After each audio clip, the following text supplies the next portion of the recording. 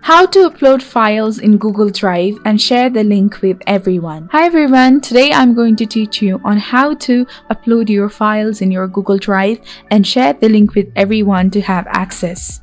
So first of all, you have to be logged in with your Google account.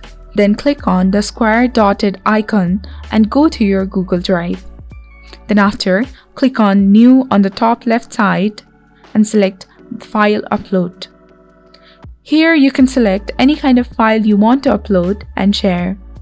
So I'm just going to select a video over here and upload it to my Google Drive.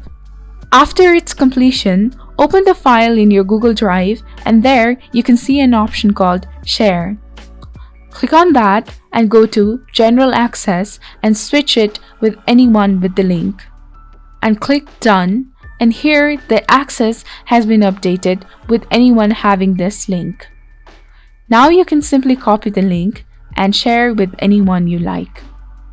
This is how you upload your files in Google Drive and share the link with everyone to have access.